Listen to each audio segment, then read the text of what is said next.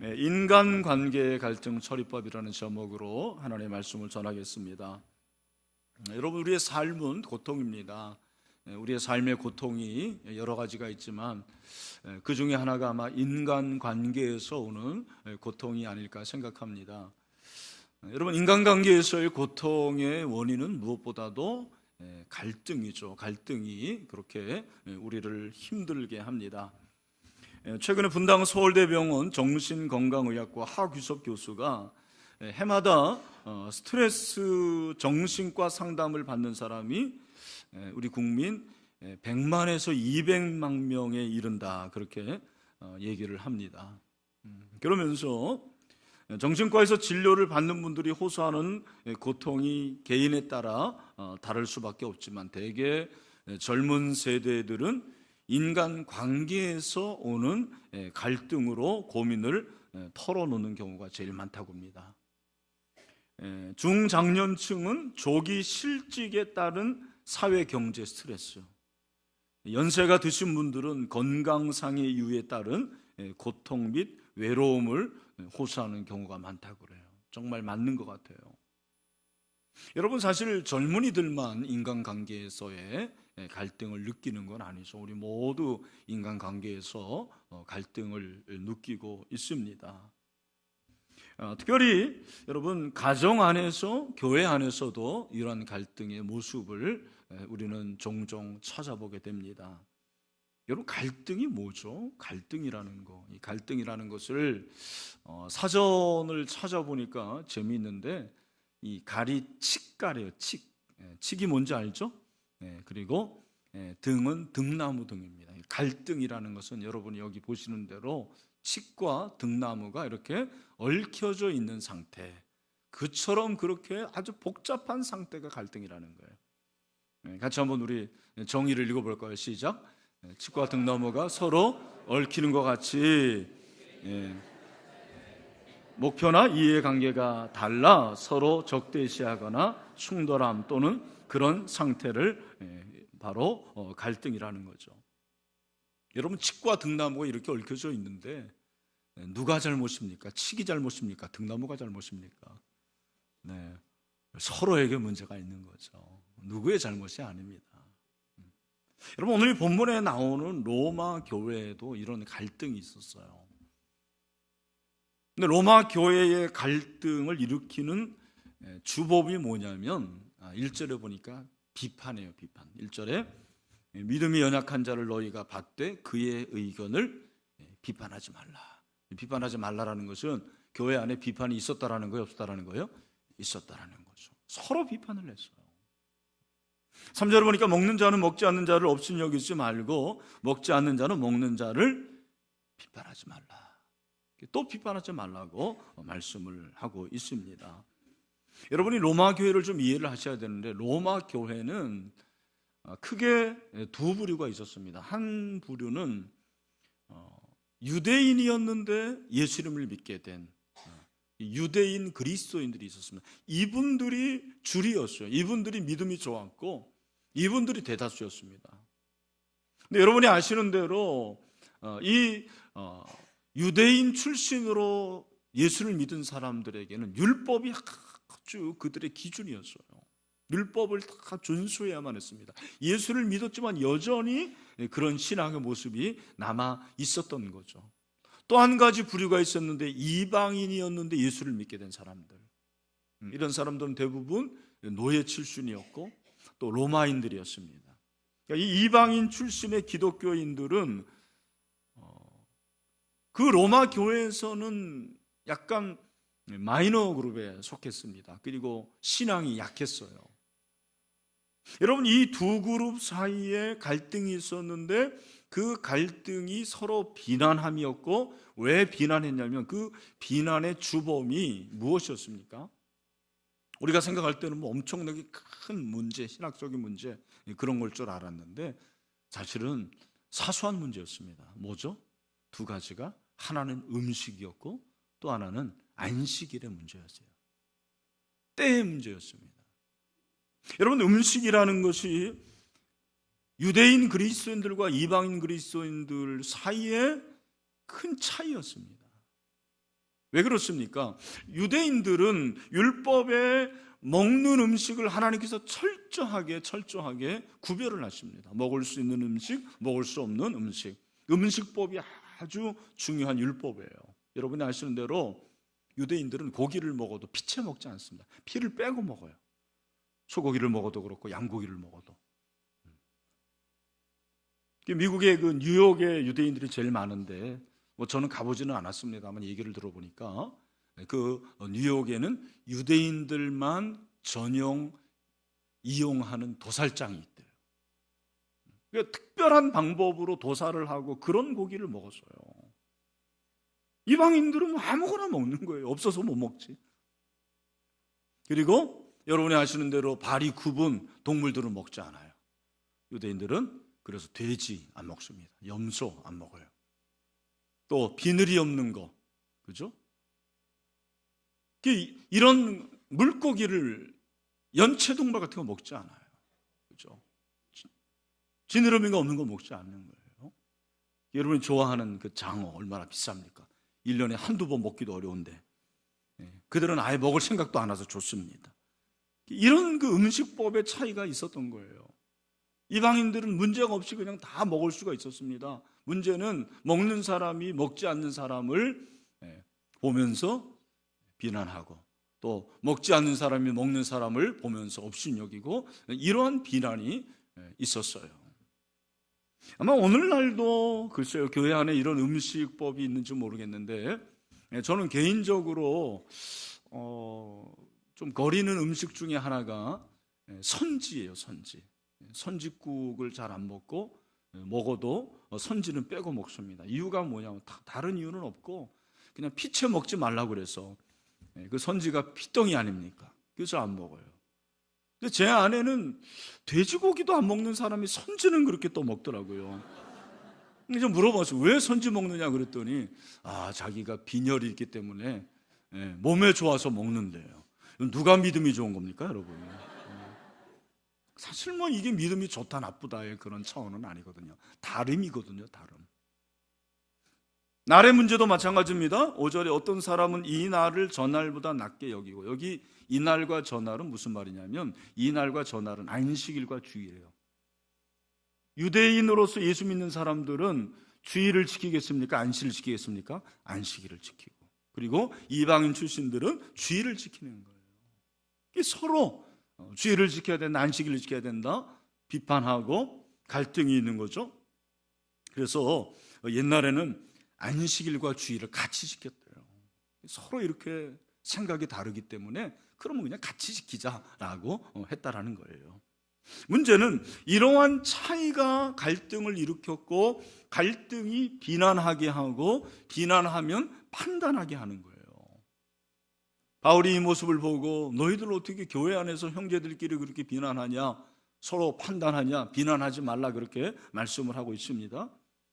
14절에 보니까 비판하지 말라, 그 말은 비난하지 말라라는 거죠. 그리고 3절에서도 비판하지 말라 그렇게 말씀을 하고 있습니다. 여기서 비판하다라는 단어는 어떤 의미가 있습니까? 판결하다, 평가하다, 결정하다, 그런 의미가 있습니다. 여러분, 그런데 오늘 이 본문에서 그렇게 비판을 하는데 제가 한 가지 질문을 하겠습니다. 믿음이 강한 사람이 약한 사람을 비판할까요? 믿음이 약한 사람이 믿음이 강한 사람을 비판할까요? 네? 네, 계속 답이 이렇게 나왔어요. 그래서 성경을 보면 잘 보면 서로 비난하는 거예요. 믿음이 없는 사람은 믿음이 있는 사람, 믿음이 강한 사람을 비난하고, 믿음이 있는 사람은 믿음이 없는 사람을 그렇게 비난합니다.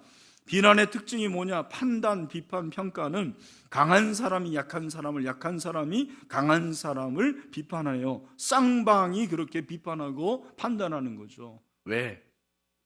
여러분, 믿음이 약한 사람도 자기 나름대로의 이유가 있어요. 믿음이 강한 사람은 강한 사람들의 이유가 있어요. 다 저마다 자기가 옳다고 생각을 하는 거예요. 여러분, 내가 남을 비판하고 남을 판단하는 것은 무슨 말이냐면 내가 옳다라는 거예요. 나는 옳다 적어도. 내가 옳다라고 말하는 것은 상대방은 어떻다라는 거예요? 틀리다라는 거예요. 내가 옳기 때문에 상대방은 틀리다고 생각하는 거예요. 그러니까 그렇게 비난하고 판단을 합니다. 근데 잘 생각하면 우리의 판단의 기준이 그게 옳은가? 내가 누구를 판단하고 내가 누구를 그렇게 비판하는데 그 기준이 객관적인가? 성경적인가? 사실 그렇지 않거든요. 여러분, 사람의 관계에서 내가 어떤 사람을 만나서 그 사람을 계속해서 보겠느냐, 그걸 결정하는데 걸리는 시간이 순식간입니다. 그래서 여러분들이 이제 왕년에 연애하시고 이렇게 선도 보시지 않았어요? 그 선 볼 때 내가 이 사람을 계속 만나야 되겠다, 만나지 않아야 되겠다는 게 오래 걸리는 것 같지만 그렇지 않습니다. 순식간에 결정을 하는 거예요. 그때 그렇게 결정을 잘못해가지고 지금까지 이렇게 고생을 하는 분들이 많은데, 그죠? 설교도 마찬가지라는 거예요. 설교학자들이 말하는 게, 설교를 목자가 할 때 성도들이 그 설교를 들어야 되겠다 말아야 되겠다고 생각하는데 걸리는 시간이 3초 안에 내가 오늘 이 설교를 들어야 되겠다, 듣지 않아야 되겠다는 것을 결정을 한다는 거예요. 제가 이렇게 보면 이미 예배 시간 시작할 때 설교를 안 듣겠다는 사람들이 보여요. 그런 분들은 관심이 없고 그냥 자기 일을 하겠다라는 거예요. 그냥 몸만 여기 나와 있어요. 여러분, 말씀을 들으시길 바랍니다. 말씀이 중요한 거예요. 오늘 새벽에도 말씀드렸지만 말씀이 들려야 돼요. 들려야지 기도를 해요. 말씀이 들리는 만큼 기도할 수가 있습니다. 여러분, 그러니까 이렇게 우리가 판단하는 기준이 옳지 않아요. 판단하는 기준이 얼마나 주관적인지 몰라요. 우리가 무엇을 판단하고 내가 비판하는 것이 하나님 보시기에 너 참 괜찮다, 성경적이냐, 그렇지 않다라는 것입니다. 여러분, 근데 우리가 왜 비판하면 안 될까요? 이 성경은 비판하지 말라고 그러잖아요. 예수님도 비판하지 말라고 그래요. 마태복음 7장 1절을 보니까 비판을 받지 아니하려거든 비판하지 말라. 너희가 비판하는 그 비판으로 너희가 비판을 받을 것이요 너희가 헤아리는 그 헤아림으로 너희가 헤아림을 받을 것이다. 그렇게 말씀하고 있습니다. 여러분, 왜 우리가 비판하면 안 되냐면, 비판하면 그 비판이 나에게로 돌아와요. 나도 비판해요. 비판받아요. 여러분, 그 성도들 중에서도 비판의식이 강한 분들이 있어요. 그런 분들이 되게 의식이 있다고 생각하고, 이게 좀 잘못됐다, 이러면 안 된다고 생각해요. 여러분, 교회 안에서는 적어도 그러지 말라라는 거예요. 예수님께서 어떤 것은 비판하고 어떤 것은 비판하지 말라고 말씀하시지 않았어요. 그냥 비판하지 말라고 하십니다. 물론 우리가 비판적으로 봐야 될 게 있습니다. 그러나 여러분, 형제들 가운데서는 그러면 안 된다라는 거예요. 적어도 교회 안에서, 그리고 가정 안에서는 비판하지 말라라는 거예요. 여러분, 아내가 남편을 비판하면 안 돼요. 남편이 아내를 비판하면 안 돼요. 자녀가 부모를 비판합니까? 그러면 안 되는 거죠. 어떻게 부모가 자녀를 비판을 해요? 다 사랑의 대상이죠. 교회도 마찬가지라는 것입니다. 여러분, 왜 우리가 형제를 비난하면 안 되느냐? 결정적인 이유가 있습니다. 왜냐하면 우리는 남을 비판하거나 판단할 만큼 의롭지 않기 때문에 그렇습니다. 우리가 의롭지 않아요. 우리는 다 불의한 존재들이에요. 물론 의롭게 되었습니다. 그죠? 로마서에서 주제 말씀처럼 우리가 불의한데 예수 그리스도를 믿음으로 십자가로 말미암아 저와 여러분이 의롭게 된 줄로 믿습니다. 그러나 여전히 우리 가운데 불의가 많아요. 우린 다 죄인입니다. 연약한 자들이에요. 불완전합니다. 우리가 얼마나 완전합니까? 그런 자들이 아닙니다. 여러분, 내가 죄인 되었는데 예수 그리스도로 말미암아 의롭게 되었다라는 사실을 깊이 뼈저리게 느끼면 느낄수록 다른 사람을 비난하지 않습니다. 다른 사람을 비판하지 않습니다. 남의 얘기하지 않습니다. 그래서 정말 겸손한 사람은 아무도 비판하지 않는 사람이에요. 여러분, 착각하지 마세요. 그냥 굉장히 겸손한 척하고 겸손한 자세를 갖는 것 같지만 마음에 저 사람 저 고쳐야 돼. 저 인간 저거 좀 저래서 안 되는데. 남의 말 하기 좋아하는 사람은 매우 교만한 사람이에요. 매우 교만한 사람입니다. 왜?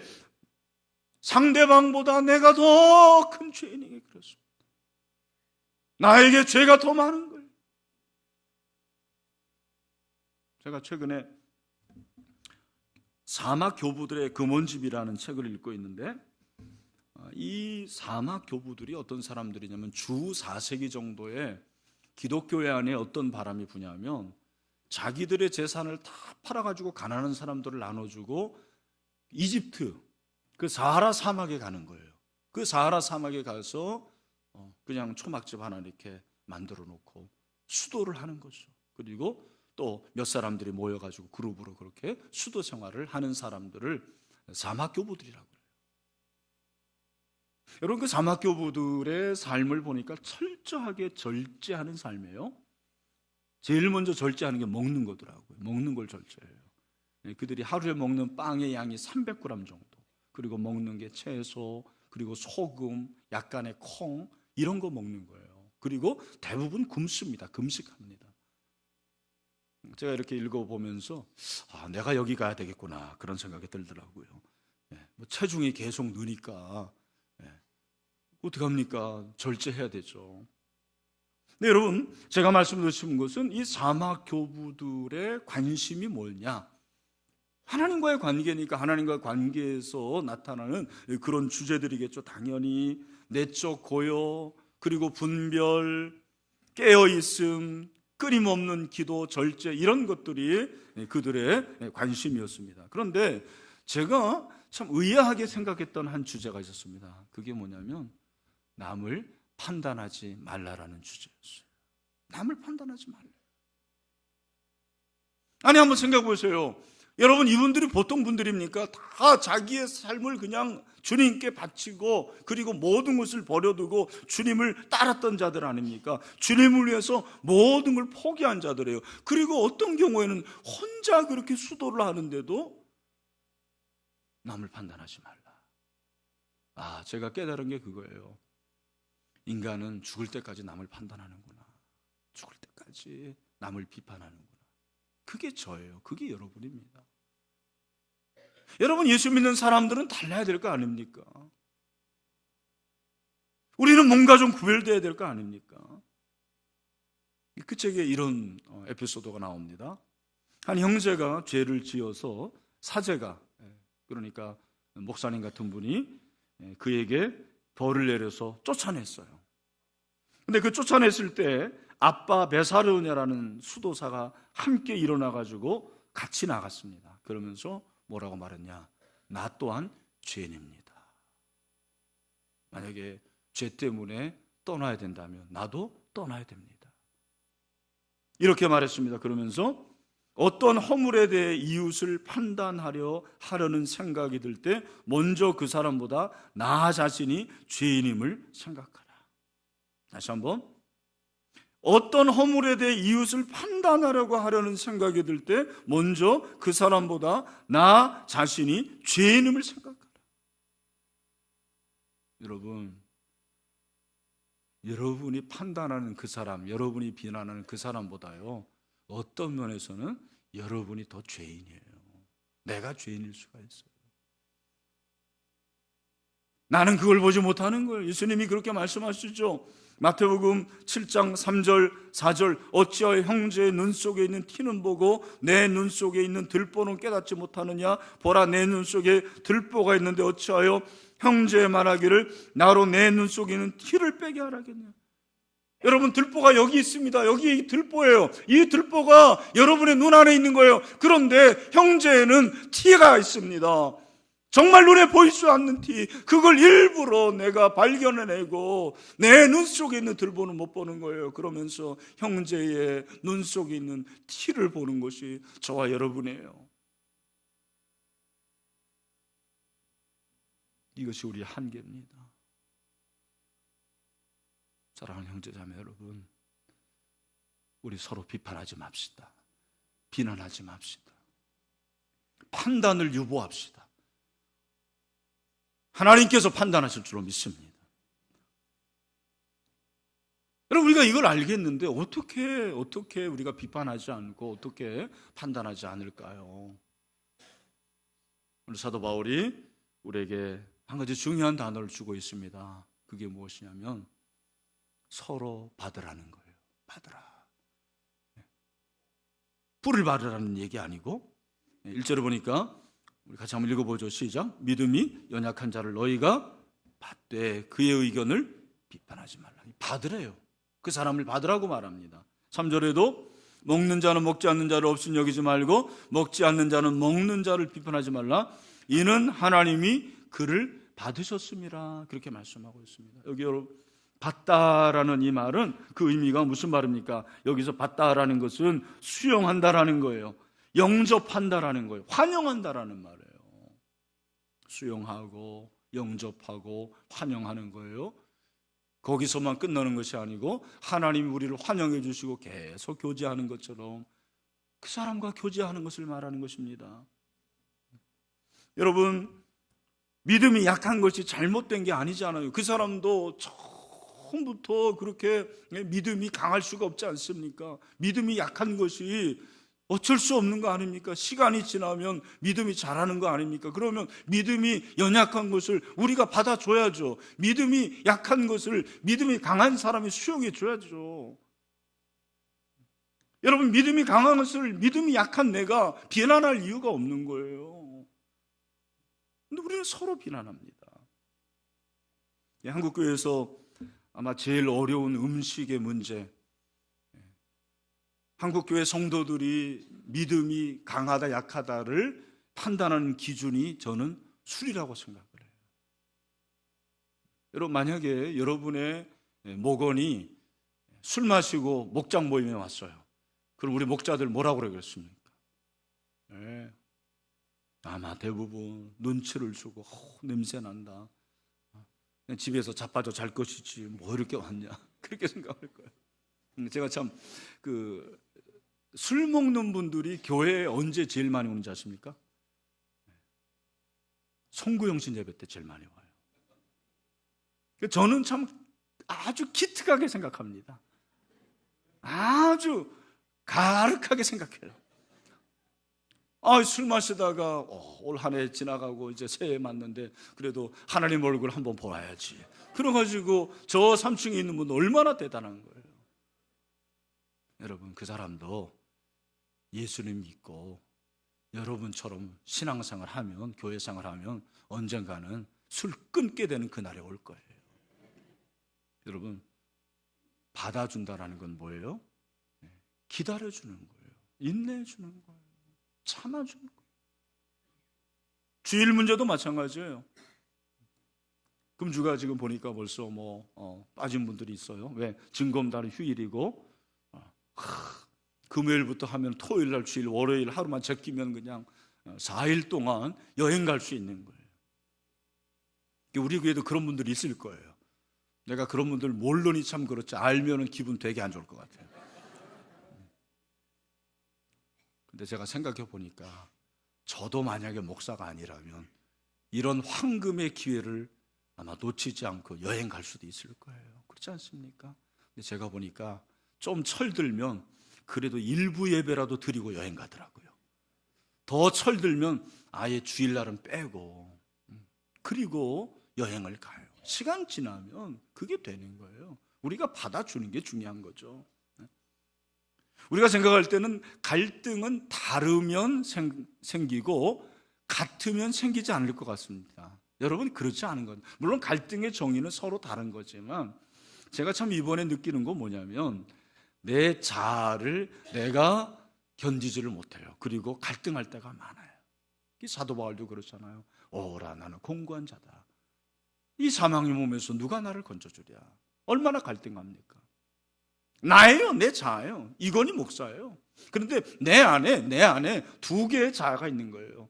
하나님을 추구하고 정말 영적인 것을 추구하려는 마음이 있는 반면에 육적이고 그리고 세상적인 것을 추구하려는 마음이 이게 서로 싸워요. 갈등해요. 그것이 인간이에요. 그것이 우리의 모습입니다. 여러분, 그런데 나와 전혀 다른 생명부지의 사람이 만났는데 어떻게 갈등하지 않을 수가 있어요? 제가 보니까 엄마와 딸이 갈등 많이 해요. 그러다가 딸이 정신 차리면 철들면 엄마 좋아합니다. 아빠하고 아들이 의외로 갈등 많이 해요. 그죠? 여기 아들하고 한 번 정말 터놓고 얘기한 적 있습니까? 대화한 적 있습니까? 마음을 터놓게 그렇게 소통한 적 있어요? 이게 문제예요. 그러니 여러분, 참 우리가 교회에서 이렇게 전혀 만나지 않을 수 있는 사람, 아니 만날 필요도 없는 사람이 한 목장 안에서 일주일에 한 번씩 만나고 서로 그 모습을 볼 때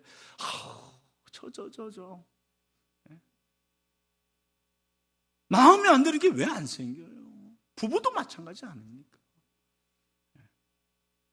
중요한 것은 하나님이 나를 받아주셨기 때문에 나도 그를 끝까지 받아주는 것입니다. 로마서 15장 7절에서 그래서 사도 바울이 뭐라고 말합니까? 우리 로마서 15장 7절 말씀을 다 같이 읽겠습니다. 시작. 그러므로 그리스도께서 나를 받아 하나님께 영광을 돌리심과 같이 너희도 서로 받으라. 아멘. 여러분, 우리 서로 받아줍시다. 서로 용납합시다. 서로 이해합시다. 그래야 돼요. 우리 옆에 있는 분들 한번 보시면서 그래도 권사님, 집사님 받아주겠습니다. 한번 합시다. 네. 안 하는 사람은 안 받겠다는 얘기입니다. 근데 여러분, 여기까지 끝나면 사실은 세상에서도 하는 얘기예요. 얼마든지 상담학에서, 심리학에서 서로 수용해주고 서로 인정해주고 서로 이해해주고, 여러분 그런 얘기 왜 못합니까? 근데 그게 사실 잘 돼요, 안 돼요? 안 돼요. 잘 안 됩니다. 여러분, 저는 오늘 이 말씀을 통해서 우리가 인간적으로 다른 사람, 갈등하는 사람을 받는 것이 어렵기 때문에 이 어려운 문제를 해결할 수 있는 길이 있다는 것을 발견했어요. 그게 뭘까요?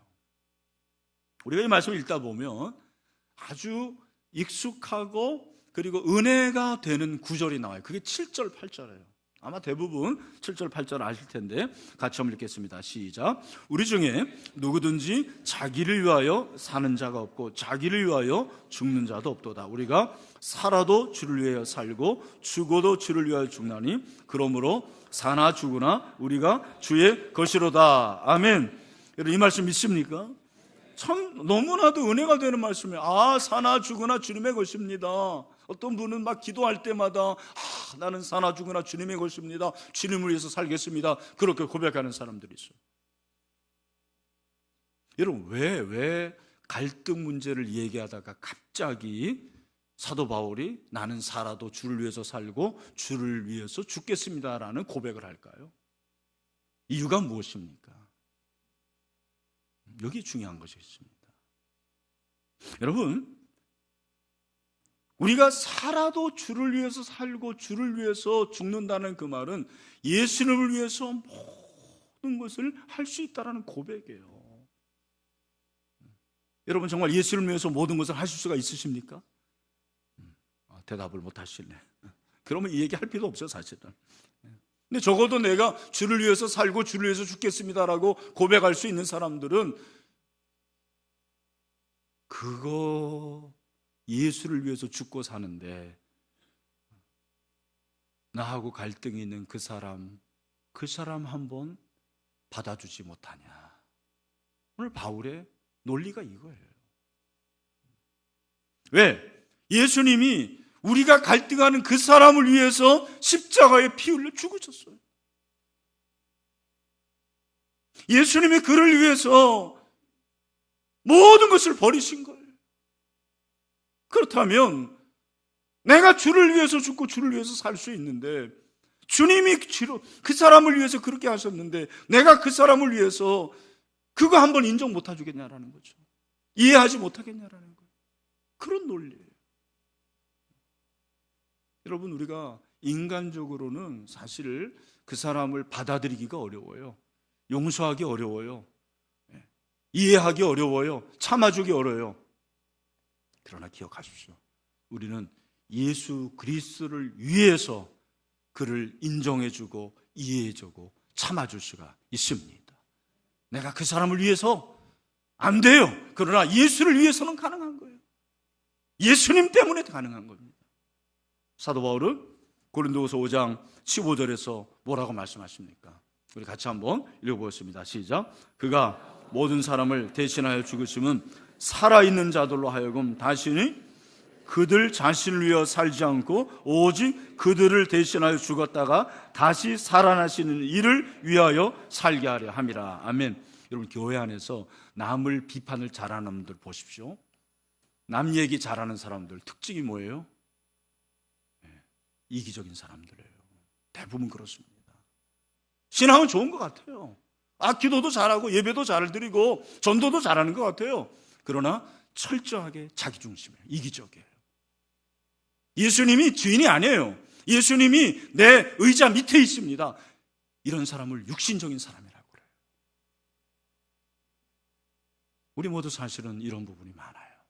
이건희 목사도 마찬가지입니다.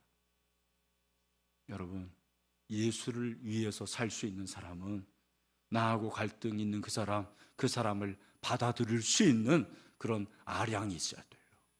그런 사랑이 있어야 돼요. 그것이 바로 그리스도의 제자의 모습인 줄로 믿습니다. 제가 사실은 인간적인 관계에서 노예에서 한번 얘기를 들었습니다만 어떤 선배 목사님이 나를 그렇게 공개적으로 막 비판을 하더라고요. 전혀 그런 적이 없어요. 내가 부목사들을 동원해가지고 어떻게 하려고 그러다. 진짜입니다. 1%도 그런 적이 없었어요. 그런 마음도 갖지 않았어요. 나는 그런 것에 관심도 없어요. 근데 정치에서는 그렇지 않더라고요. 제가 참 그분 때문에 너무너무 힘들고 어려웠어요. 밤잠을 못 이루겠더라고요. 여러분, 사람이 비판할 때는 참 아주 쾌감이 있는데 비판을 받을 때는 마음이 좀 더러워요. 이 표현이 어떨지 모르겠습니다. 비판 한번 당신도 받아보세요. 얼마나 그게 마음이 안 좋은데요. 그 상대방을 생각해야 되거든요. 근데 하나님께서 저에게 말씀을 주셨어요. 제가 그 말씀 붙잡고 일어날 수가 있었어요.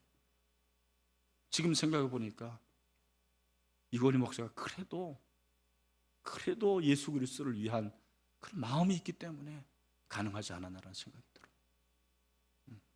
들어요. 여러분이 참 받아들이기 어렵고 정말 저 사람 안 된다고 그렇게 생각하는 사람, 그분을 위해서 예수님이 십자가에 달려 죽으셨습니다. 내가 예수님을 위한다면 예수님이 그렇게 사랑하는 그 사람 내가 한번 손 내밀지 못하냐라는 거예요. 내가 예수님이 그렇게 사랑하는 그 사람 한번 이해하고 용납하고 인정이 되지 못하냐는 거예요. 그러나 우리 이것이 어렵습니다. 어려워요. 그렇기 때문에 우리는 계속해서 예수 그리스도 앞에 나가야 될 줄로 믿습니다. 예수 그리스도 앞에 나가야 돼요. 여러분 10절에 보니까 내가 어찌하여 내 형제를 비판하느냐, 어찌하여 내 형제를 업신여기느냐, 우리가 다 하나님의 심판대 앞에 서리라. 여러분, 비판은 부메랑이에요. 근데 그 부메랑을 이 땅에서도 받을 수 있고 궁극적으로는 어디에서 받아요? 심판대 앞에서 받아요. 심판대 앞에서 받는데요. 오늘 그렇게 얘기했잖아요. 그래서 12절에서는 뭐라고 하냐면 우리가 각 사람이 자기 일을 하나님께 직구하리라고 그랬어요. 여러분, 자기 일이 뭐예요? 남을 비판하는 일이에요. 남을 판단하는 일이에요. 여러분이 그렇게 남의 일 얘기하고 남을 비판하고 남에 대해서 판단하는 것을 심판대에서 하나님께 말한다라는 거예요. 하나님 앞에서 그렇게 한다라는 거예요. 여러분, 그렇게 많이 하시길 바랍니다. 그러면 안 되죠. 우리가 다른 사람을 축복하고 다른 사람을 인정해주고 정말 다른 사람들에게 감사하는 말들을 심판대 앞에서 직구할 수 있는 그런 하나님의 사람들 되기를 주님의 이름으로 축원합니다. 정말 그런 은혜가 있게 되기를 주님의 이름으로 축원합니다. 말씀했습니다. 갈등이 없는 인간관계는 없어요. 다 갈등이 있는 거예요. 중요한 것은 우리가 그분을 주님의 사랑으로 받는 거죠. 그것도 안 되면 그를 위해서 죽으신 예수 그리스도를 위해서 내가 한번 받아주고 인정해주고 참아주고 용서해주는 거죠. 여러분, 그런 주님의 제자들이 다 될 수 있게 되기를 주님의 이름으로 축원합니다.